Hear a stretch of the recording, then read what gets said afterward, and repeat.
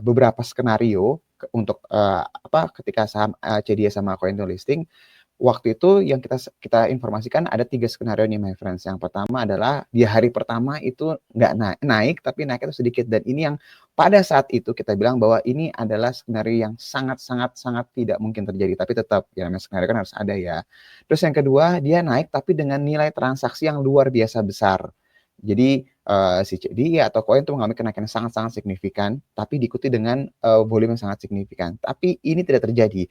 Dan yang terjadi adalah skenario yang ketiga yang sangat-sangat kita harapkan, di mana mereka naik, mereka arah, tapi nilai transaksi itu kecil, bahkan sangat kecil sekali ya. Jadi kalau saya hitung beberapa hari terakhir ini di pasar reguler, jadi saya agak, kesampingan dulu yang transaksi di pasar negosiasi, baik CDI ya maupun koin, kalau kita lihat hari pertama hanya ratusan juta, hari kedua pun juga hanya ratusan juta nih my friends. Jadi ini bisa dibilang masih banyak banget, bahkan mayoritas masih nggak mau jual sahamnya, tidak ada supply yang terjadi di market, dan itu sangat bagus sekali. Dan kalau ngelihat dari 2 hari ini, seharusnya ya hari ini akan lanjut arah lagi ya. Probabilitasnya besar, disclaimer ya. Probabilitasnya besar hari ini akan lanjut arah lagi. Nah, tapi di minggu depan kira-kira seperti apa? Apakah terus 5 hari berturut-turut akan terjadi arah? Ya, kalau punya sahamnya sih pasti pengennya nggak berhenti-berhenti ya dari harga 190 sampai 19.000 gitu kalau mau ya.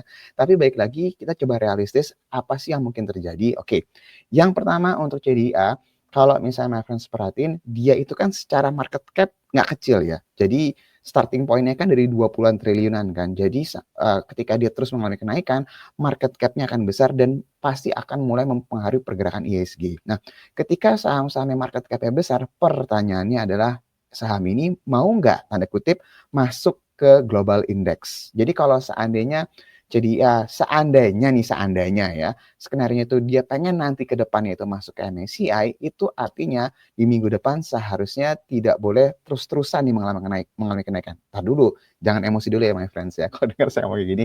Kenapa? Karena kalau misalnya naik secara terus-menerus, ada kemungkinan itu terjadi suspensi, dan kalau sampai suspensinya terjadi 2 kali, itu akan masuk FCA.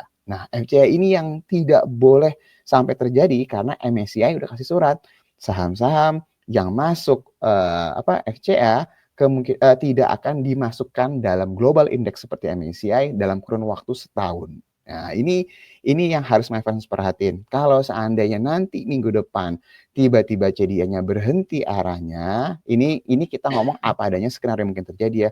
Ya, kalau memang niatnya buat jangka panjang banget, ya nggak usah panik gitu loh. Karena emang saham-sahamnya grupnya Pak Prabowo, kita bisa lihat bahwa setiap dia turun, tendensinya pasti akan berbaik lagi. Itu yang pertama. Yang kedua, buat my friends yang memang sifatnya jangka pendek, ya sudahlah, saya cukup kok, 100% udah cukup gitu misalnya, atau 150% udah cukup, ya sudah, bisa dikurangin sahamnya. Kalau toh pun nanti kena suspend atau hal yang berhubungan dengan kaitan dengan tadi, ya sudah nggak ada masalah. Tapi yang jelas sejauh ini kita melihat demand-nya masih gede banget, dan tidak ada supply yang terjadi di pasar ya. Jadi ini mengindikasikan kan sangat kuat banget.